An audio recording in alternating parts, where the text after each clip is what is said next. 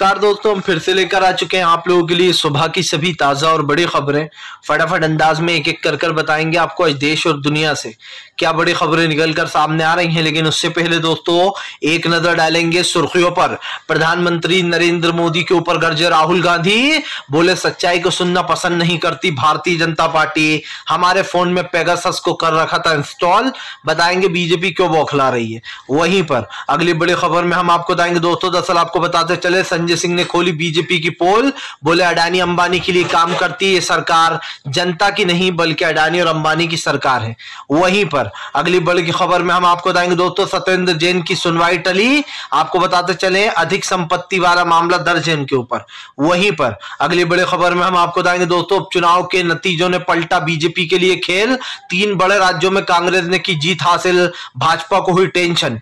वहीं पर अगली बड़ी खबर में हम आपको बताएंगे दोस्तों, दरअसल आपको बताते चले राहुल गांधी के यूनिवर्सिटी में दिए गए बयान से बौखलाई बीजेपी, बोले देश को बदनाम कर रहे हैं राहुल गांधी, बताएंगे बीजेपी क्यों इतनी बौखला रही है। वहीं पर अगली बड़ी खबर में हम आपको बताएंगे दोस्तों, अखिलेश यादव भड़के, बोले हाथरस के आरोपियों को बीजेपी ने छोड़ दिया, 4 में से 3 बरी हो गए, बताएंगे क्या कुछ था ये पूरा मामला। वहीं पर गौरव भल्ला का बीजेपी के ऊपर बड़ा हमला, बोले अगर 2024 में सरकार आई तो सिर्फ 500 के पार सिलेंडर एलपीजी को नहीं जाने देंगे, बीजेपी ने बढ़ाए देश के दाम। वहीं पर अगली बड़ी खबर में हम आपको बताएंगे दोस्तों, दरअसल आपको बताते चले कर्नाटक में बीजेपी की होगी बुरी हार, एक बार फिर से लहराएगा कांग्रेस का परचम। वहीं पर अगली बड़ी खबर में हम आपको बताएंगे दोस्तों, दरअसल आपको बताते चले राहुल गांधी ने फिर से एक बार बोला अडानी अंबानी पर हमला, जी हां इस बार ब्रिटिश में खोली प्रधानमंत्री की पोल। वहीं पर अगली बड़ी खबर में हम आपको बताएंगे दोस्तों, दरअसल आपको बताते चले सबसे बड़ी जो है यहां पर पार्टी बन गई है एनपीपी मेघालय की, आपको बताते चले 26 सीटें जीती मेघालय में, बताएंगे क्या कुछ है। और वहीं पर यूनाइटेड डेमोक्रेटिक पार्टी ने 11 सीटें जीती हैं, तो इसके बारे में भी आपको बताएंगे। वहीं पर असद ओवैसी का बीजेपी के ऊपर बड़ा हमला, बोले लोकतंत्र के साथ खिलवाड़ करती है सुप्रीम कोर्ट का फैसला ऐतिहासिक। तो सारी खबरें फटाफट अंदाज में देंगे, एक एक कर देंगे। फिलहाल खैर चलिए बढ़ते हैं सबसे पहली और सबसे बड़ी खबर की ओर। दरअसल दोस्तों आपको बता दें, राहुल गांधी का पीएम नरेंद्र मोदी के ऊपर बड़ा हमला, बोले फिलहाल देश की छवि पीएम मोदी ने खराब की, अडानी और अंबानी को सारी संपत्तियां सौंपकर। दरअसल आपको बताते चले ब्रिटिश जाने के बाद भी राहुल गांधी का पीएम पर हमला रुका नहीं। राहुल गांधी ने गौतम अडानी का जिक्र करते हुए कहा कि आज हमारे देश की सारी संपत्तियां गौतम अडानी के पास गिरवी पड़ी है, स्टेट बैंक ऑफ इंडिया और एलआईसी का जो सारा पैसा है वो अडानी अंबानी के पास है। सबसे बड़ी बात यह है दोस्तों कि अंबानी एक लुटेरा है, आप समझिए, देश की सारी संपत्तियां अडानी को दे देना और उसके बाद ये कहना कि हम तो लोकतंत्र पे जी रहे हैं, अडानी को तो हम पहचानते नहीं है। आपको बताता चलूं दोस्तों, 2002 यानी कि 2002 में जो गोधरा कांड हुआ था, जो गुजरात में दंगे हुए थे, उसमें मेन जो ब्लेम लगाया गया था वो नरेंद्र मोदी के ऊपर लगाया गया था। आप लोग जानते होंगे कि नरेंद्र मोदी की पहचान गौतम अडानी से आज से नहीं, बल्कि जब प्रधानमंत्री नरेंद्र मोदी 2002 में गुजरात के सीएम हुआ करते थे तब से पीएम नरेंद्र मोदी की गौतम अडानी से दोस्ती है। और ये बात किसी से छुपी नहीं है कि गौतम अडानी के साथ पीएम नरेंद्र मोदी की कई तस्वीरें भी वायरल हुई हैं। आप खुद जानते हैं कि पीएम नरेंद्र मोदी और गौतम अडानी का रिश्ता कितना पुराना है। सबसे बड़ी बात आप समझिए, एक ऐसा इंसान दोस्तों जो गरीब अमीरों की लिस्ट में कहीं पर भी नहीं था, अचानक से 2014 यानी कि 2014 के बाद मोदी सरकार के पीएम बनने के बाद से अचानक गौतम अडानी जो है दोस्तों छलांग मारता है 24वें नंबर से और 2 नंबर पर आकर बैठ जाता है। यानी कि अमीरों की लिस्ट में गौतम अडानी सबसे अमीर बन चुका था, 2 नंबर पर आ चुका था। अब हिडनबर्ग की रिपोर्ट आने के बाद गौतम अडानी की हालत दोस्तों उस मरे हुए कुत्ते की तरह हो गई है, जिसके बाद ना सिर्फ वो अमीर तो 24 अमीरों की लिस्ट से बाहर हो गया गौतम अडानी, बल्कि मोदी सरकार की छवि पर गहरा डेंट भी दे गया है। आप सब जानते हैं कि दोस्तों जब वोटिंग आती है, जब वोट होते हैं तो इन इलेक्शन पार्टियों को चंदा कौन देता है और बीजेपी को चंदा कौन देता है सब जानते हैं, अडानी, अंबानी और बाबा रामदेव। ये 3 बड़े नाम ऐसे हैं जो पीएम नरेंद्र मोदी की बीजेपी की पार्टी में सबसे ज्यादा चंदा देते हैं। और ये बात आप भी जानते हैं कि इसीलिए बीजेपी बौखलाई हुई है। चलिए बढ़ते हैं एक और अगली बिग ब्रेकिंग की तरफ। बता दोस्तों अगली जो बड़ी खबर निकल कर आ रही है, आपको बताते चले दोस्तों, उपचुनाव में बीजेपी को मिली करारी हार, 6 में से 3 सीटों पर कांग्रेस का लहराया परचम। दरअसल दोस्तों भले ही बीजेपी बीजेपी ने मेघालय, नागालैंड और जो है यहाँ पर ये 3 राज्य जीत लिए हों, लेकिन दोस्तों त्रिपुरा सभी 3 राज्य जीतने के बाद भी बीजेपी के हाथ में ठन गोपाल। इसका सबसे बड़ा रीजन समझिए, आप सब जानते हैं कि मेघालय, त्रिपुरा में सिर्फ मुश्किल से 2-2 सीटें होंगी लोकसभा की, लेकिन लोकसभा क्योंकि 2014 यानी कि 2022 यानी कि 2024 में दोस्तों चुनाव आने वाला है। ऐसे में दोस्तों आप खुद जानते हैं कि फिलहाल भारतीय जनता पार्टी को एक बड़ा झटका लगेगा, क्योंकि सबसे बड़ी बात यह अब की बार इस देश का सबसे बड़ा मुद्दा महंगाई, बेरोजगारी और गरीबी बन गई है। प्रधानमंत्री देश से भले ही ये कहते रहे कि भैया ये बड़ा मुद्दा नहीं है, देश में सब कुछ चंगा सी, लेकिन आप भी समझते हैं कि देश की हालत आज क्या हो चुकी है। और इसीलिए दोस्तों, इसीलिए बीजेपी को 3 राज्यों में बड़ा झटका लगा है। सबसे पहला महाराष्ट्र में कांग्रेस ने बीजेपी की 28 साल पुरानी सीट जीत ली। आप समझिए 28 साल बहुत होते दोस्तों, 28 साल पुरानी सीट को पूरी तरीके से कांग्रेस ने अपने कब्जे में ले लिया। दूसरा, ममता बनर्जी के गढ़ में घुसकर कांग्रेस ने ममता बनर्जी की सीट को जीता। तीसरा, एडीएम को हराकर दोस्तों तेलंगाना में यानी कि तमिलनाडु में जो है कांग्रेस ने अपनी सीट को जीता। आप कुछ समझते हैं दोस्तों कि सरकार के लिए एक बहुत बड़ा मुद्दा हो सकता है, लेकिन बीजेपी को इसलिए झटका लगा है। लेकिन गोदी मीडिया दोस्तों इन 3 राज्यों के गुण गा रही है। सब जानते हैं कि बीजेपी छोटी मोटी मिलीजुली पार्टी है इन 2 राज्यों में, तो अगर वो मेन कहीं पे थोड़ी बहुत है तो वो त्रिपुरा में है। बाकी 2 राज्य जो नागालैंड वगैरह है वहां तो दोस्तों उसकी मिलीजुली है, तो ये कहना गलत नहीं होगा कि छोटी सी हिस्सेदारी है। लेकिन उसके बावजूद भी पूरी गोदी मीडिया कल से लगी है कि अरे मोदी तो 2024 के मिशन में भी बेहाल होने वाला है विपक्ष। जबकि सच्चाई ये है दोस्तों कि बीजेपी अभी कर्नाटक में भी हारेगी, राजस्थान में भी बीजेपी दोबारा हारेगी चुनाव, मध्य प्रदेश में भी बीजेपी को लगेगा बड़ा झटका। और आपको तो पता ही है कि तमाम राज्य जहां जहां आपकी बार चुनाव होने वाले हैं वहां पर बीजेपी भले ही घात लगाकर बैठे।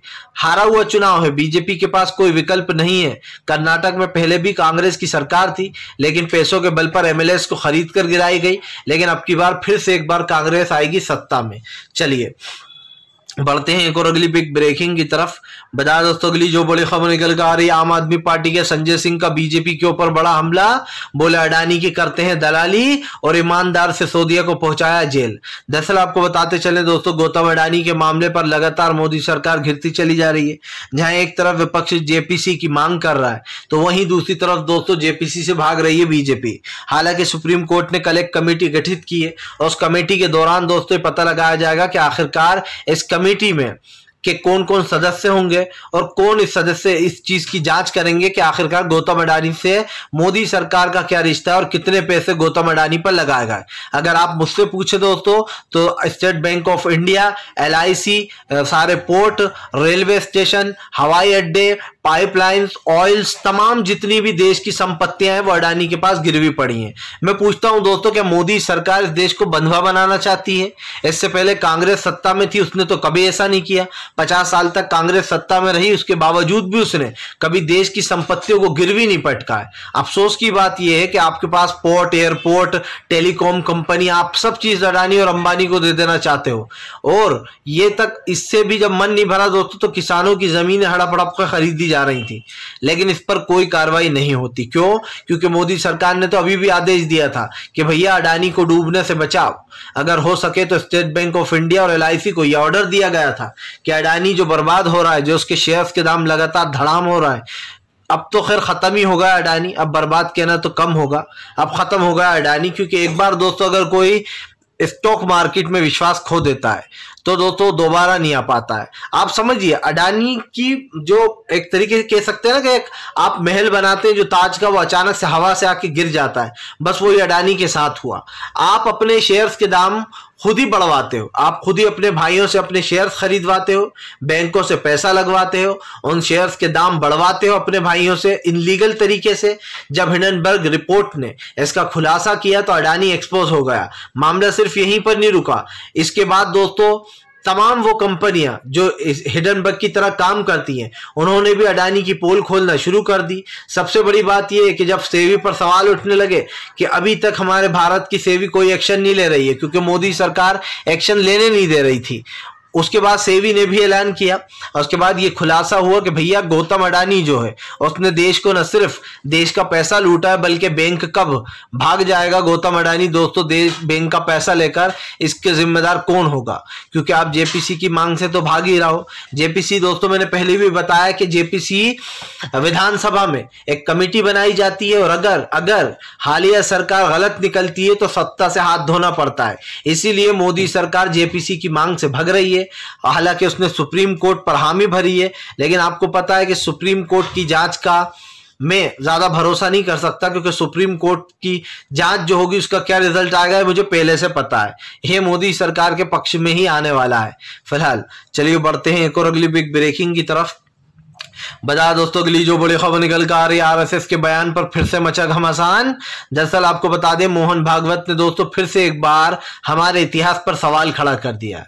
मोहन भागवत का कहना है कि जो इतिहास की जो बुकें हैं यानी कि धर्म के ज्ञान की जो प्राचीन पुस्तकें हैं उसके साथ छेड़छाड़ की गई है। अब आप समझिए धर्म की पुस्तकों में भी छेड़छाड़ की गई है। आरएसएस और बीजेपी दोस्तों ये दोनों एक ही सिक्के के दो पहलू हैं। दोनों हमेशा हिंदू मुसलमान पर बात करते हैं। जैसे कि आपने देखा होगा कि बीजेपी का सिर्फ एक ही पैटर्न है, वो है हिंदुत्व।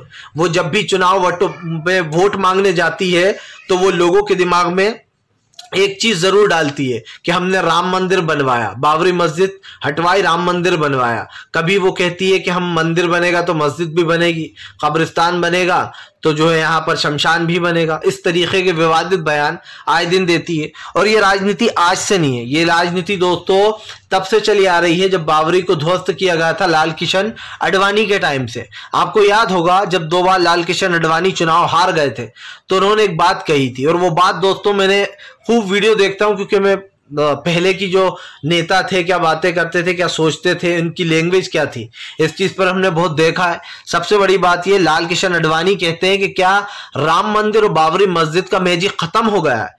क्या लोग अब हिंदुत्व पर ध्यान नहीं दे रहे जो हम 2 बार चुनाव हारे हैं? आपको बता दें हालांकि लाल कृष्ण आडवाणी ने उस वक्त ईवीएम पर भी सवाल उठाए थे। लाल कृष्ण आडवाणी ने कहा था कि ईवीएम में घोटाले होते हैं, इस वजह से कांग्रेस 2 बार चुनाव जीती। लेकिन मुझे याद आ रहा है दोस्तों कि आज जब ईवीएम के घोटालों की बात होती है तो बीजेपी कहती है कि ये तो विपक्ष जो है अपनी हार को छुपा रहा है। जबकि आप खुद देखिए कि सबसे पहला सवाल ईवीएम पर लाल कृष्ण आडवाणी यानी कि बीजेपी के दिग्गज नेता ने उठाया था, और तब उठाया था दोस्तों जब कभी ये कह सकते हैं कि अटल बिहारी वाजपेयी का जादू चला करता था। उस समय की ये बात है। हालांकि अटल बिहारी वाजपेयी ने कभी बेईमानी नहीं करी, उनके दौर की जो राजनीति थी वो बहुत ही साफ थी और बीजेपी उस वक्त एक अलग पैटर्न की बीजेपी थी। लेकिन आज नरेंद्र मोदी ने बीजेपी को हिंदू मुस्लिम का अखाड़ा बना दिया है। आप देख लीजिए हमेशा मुसलमानों के ऊपर विवादित टिप्पणियां देना, कभी पैगंबर मोहम्मद साहब को गाली बकना, विदेशों में हमारी फजीयत होना, तमाम इस तरीके के जो काम है वो बीजेपी के भद्दे नेता करते हैं। और उसके बाद क्या होता है, कोर्ट ऐसे फैसले देता है जिसपे कभी कभी शर्म भी आती है। नुपुर शर्मा को आपने बाकायदा न सिर्फ बेल दी बल्कि ये कह दिया कि नुपुर की गिरफ्तारी नहीं होगी। आपने नुपुर को न जाने कहां गायब कर दिया कि अब तक वो किसी का हाथ नहीं लगी है। तो ये बीजेपी की पुरानी राजनीति रही है। आप जो है पहले आपके नेता विवादित बयान देते हैं, लगातार धर्म संसद लगते हैं, उसमें लगातार कहा जाता है कि मुसलमानों को तुम कब काटोगे, धारदार छुरी कराकर रखो अपने घरों में। इस तरीके के जो साधु संत है, जो कि पोंगा पंडित भी कह सकते हैं इन्हें, जो पोंगा पंडित है जो नफरत फैला रहा है, जो साफ साफ कह रहा है कि भैया मुसलमानों कब काटोगे, क्या इनके ऊपर एफआईआर नहीं होना चाहिए? अगर अभी इन्हीं की जगह कोई कांग्रेस का नेता होता या फिर भूले से भी कोई मुसलमान होता और इस तरीके का विवादित बयान दे दिया होता तो अब तक वो जेल में होता, अब तक उसके ऊपर कार्रवाई हो गई होती। लेकिन बीजेपी के नेताओं को तो खुली छूट है। जाहिर सी बात है जिसकी लाठी उसी की भैंस होती है। सत्ता में अभी आप हो तो आप लोकतंत्र की हत्या कर रहे हो। बाबा साहब अम्बेडकर ने एक बार कहा था कि अगर ये देश अगर हिंदू राष्ट्र बना तो सब बर्बाद हो जाएगा। लेकिन बीजेपी के नेता आज भी कहते हैं कि हम इसको हिंदू राष्ट्र बनाकर रहेंगे। हालांकि वो बात अलग है कि इनके पुरखे भी आ जाए तो भी नहीं बना पाएंगे। चलिए बढ़ते हैं एक और अगली बिग ब्रेकिंग की तरफ बता दोस्तों, अगली जो बड़ी खबर निकल कर आ रही है आपको बताते चले दोस्तों। बौखलाई ममता बनर्जी, कर दिया ऐलान अकेले लड़ेंगे 2024 का चुनाव। दरअसल दोस्तों विपक्षी एकता को डेंट लग गया है और ये डेंट लगाया है ममता बनर्जी ने। क्यों लगाया है? क्योंकि दोस्तों ममता बनर्जी चाहती हैं कि वो खुद कुछ भी करें लेकिन राहुल गांधी या फिर कांग्रेस कुछ ना करे। आप सब जानते हैं दोस्तों कि ममता बनर्जी उन जगहों पर चुनाव लड़ रही हैं जिससे वो बीजेपी को फायदा पहुंचा रही हैं। गोवा में ममता बनर्जी को जाने की क्या जरूरत थी? हालांकि मैं बता दूं आपको कि मैं ममता बनर्जी का बहुत बड़ा फैन हूं, उन्हें पसंद भी करता हूं क्योंकि वो बीजेपी को दौड़ा दौड़ा कर हराती है। उनके सामने कभी बीजेपी जीत नहीं पाती है, इसलिए मैं उन्हें बहुत पसंद करता हूं। उनकी राजनीति भी अच्छी लगती है। लेकिन आजकल दोस्तों ममता बनर्जी कुछ ऐसे काम कर रही है जो मेरे दिमाग में बहुत खटक रहा है। जैसे कि आप देखिए, मेघालय में ममता बनर्जी चुनाव लड़ने चली जाती हैं, वो कांग्रेस का वोट प्रतिशत काट लेती हैं। अब यहां पर होता क्या है कि 5 सीटें ममता बनर्जी जीतती हैं, 5 जो है कांग्रेस जीत जाती है। यानी कि बीजेपी को बहुत बड़ा फायदा पहुंचाया ममता बनर्जी ने, वरना राहुल गांधी मेघालय में सरकार बना सकते थे। यही नहीं, जब दोस्तों गोवा में चुनाव था तब भी केजरीवाल और ममता बनर्जी गोवा में भी गए चुनाव लड़ने, वहां पर भी ममता बनर्जी की वजह से बीजेपी को बड़ा फायदा मिला। जैसे कि आपने देखा होगा, हमेशा ओवैसी को लोग वोट कटवा कहते हैं क्योंकि ओवैसी दोस्तों कांग्रेस के वोटों को काटने की कोशिश करते हैं। ओवैसी बीजेपी का फायदा कराते हैं। अब डायरेक्टली कराते हैं या इनडायरेक्टली कराते हैं ये मैं नहीं कहूंगा, लेकिन एक बात तय है कि ओवैसी के उन राज्यों में कूदने से जहां पर कांग्रेस मजबूत है, कांग्रेस को नुकसान होता है। हालांकि आप एक चीज नोटिस करना कि ओवैसी को एक चीज पता है कि कांग्रेस को जो वोट देते हैं वो मुस्लिम वोटर हैं और दोस्तों ओवैसी उन्हीं मुस्लिम वोटरों को तोड़ने की कोशिश करते हैं। लेकिन ओवैसी ये नहीं जानते कि इसका सारा फायदा बीजेपी उठा ले जाती है। मान लीजिए दोस्तों कांग्रेस एक सीट जीतती है, उसको एक सीट जीतने के लिए 5000 वोट चाहिए। दूसरी तरफ ओवैसी ने अपने 10 कैंडिडेट उतारे हैं, ठीक है। उन 10 कैंडिडेटों ने दोस्तों किसी को 10,000 वोट मिले, किसी को 5000 वोट मिले, किसी को 2000 वोट मिले। अब नुकसान कहां पर होता है दोस्तों? मान लीजिए कांग्रेस का जो प्रत्याशी है उसको 1000 वोट की जरूरत है सिर्फ, तो ओवैसी को कितने वोट मिले दोस्तों? किसी को 10,000 मिले, किसी को 5,000 उनके कैंडिडेट को, किसी को 4,000। अब अगर यही वोट प्रतिशत दोस्तों आप समझिए ओवैसी ना होते तो ये वोट प्रतिशत 100% कांग्रेस को मिलता। तो कांग्रेस के जो 1000 वोटों से मात्र कांग्रेस हार रही है, वहां पर कांग्रेस जीत सकता था प्रत्याशी। मतलब कि सारा खेल दोस्तों जो है वो इन वोटों में जो 1000-10,000 वोट ओवैसी के प्रत्याशी जीतते हैं वहीं पर हो जाता है। तो ये कहना गलत नहीं होगा कि आप जो वोट प्रतिशत का जो बीजेपी खेल खेलती है, ओवैसी को निशाना बनाती है और ओवैसी दोस्तों जानबूझकर इस तरीके की चीजें करते हैं। मुझे ओवैसी से दोस्तों कोई लगाव नहीं है। सिंपल सी बात यह है कि ओवैसी बीजेपी की बी टीम बनकर काम करते हैं। सबसे बड़ी बात यह, एक तरफ आप कहते हो कि हम मुसलमानों के हित में, मैं पूछता हूं कि अगर ओवैसी 5 सीटें जीत गए या 10 सीटें जीत गए तो वो क्या ही उखाड़ लेंगे? क्या वो दोस्तों सीएम बन जाएंगे? क्या वो सीएम के तौर पर काम करेंगे? नहीं कर पाएंगे, क्योंकि 5-10 सीट में आप क्या ही उखाड़ लोगे किसी का। लेकिन कांग्रेस एक सबसे बड़ी पार्टी है देश की। हालांकि अब की बार बीजेपी के पास ज्यादा एमपीज हैं, अभी बीजेपी नंबर 1 है, लेकिन कांग्रेस 2 नंबर की पार्टी है सबसे बड़ी, या फिर यूं कहते हैं कि देश की सबसे पुरानी पार्टी है। बीजेपी बाद में बनी है। कांग्रेस ने इस देश के संविधान की नींव रखी थी। गांधी जी ने इस देश को आजाद कराया और इसीलिए गांधी परिवार का जो इतिहास है वो बहुत पुराना है। लेकिन बीजेपी और आरएसएस ने दोस्तों देश की लड़ाई में कोई साथ नहीं दिया। ये सावरकर और गोडसे के साथी हैं। ये लोगों ने देश की लड़ाई में कभी साथ नहीं दिया। हमेशा कांग्रेस कहती है कि ये सावरकर के वंशज हैं, ये लोग देश के बारे में ना बोले तो अच्छा है। लेकिन बीजेपी ही दोस्तों लोगों को, आप समझिए, देशभक्त का सर्टिफिकेट बांटती है। खुद के नेता कहते हैं कि भैया सुप्रीम कोर्ट के जज को तो कोई इम्तिहान नहीं देना पड़ता, ये तो जो है यहाँ पर फैसला देकर जवाबदेही नहीं होते। मतलब सुप्रीम कोर्ट पर भी आप सवाल उठाओगे, और अगर विपक्ष सुप्रीम कोर्ट पर सवाल उठा दे तो आपको लोकतंत्र की याद आ जाती है। आप कहते हो अरे ये तो लोकतंत्र के साथ मजाक हो रहा है। जबकि सब जानते हैं कि बीजेपी के नेता, तमाम नेता, 1-2 की बात नहीं है, चाहे वो टी राजा हो, नुपुर शर्मा हो, जिंदाल हो, कपिल मिश्रा हो और तमाम वो दोस्तों बीजेपी के भगवाधारी गुंडे, या फिर यूं कहते कि जो भगवा आतंक फैला रहे हैं। जुनैद और नासिर को भी मार दिया गया, भरतपुर से उनको किडनैप किया गया और लाके का मारा गया हरियाणा में। आप देखिए 4 जिलों में जीप घूमती रही, लेकिन हरियाणा की पुलिस हाथ पे हाथ धर के बैठी रही। क्यों? क्योंकि बीजेपी ने खुद पाल रखे गौरक्षक। गौ रक्षा के नाम पर 2 मुसलमानों को मार दिया जाता है। फिलहाल अगर आपको हमारा वीडियो अच्छा लगे तो इसको लाइक कीजिए, चैनल पे पहली बार आए तो सब्सक्राइब कीजिए ताकि आपको ऐसे वीडियो मिल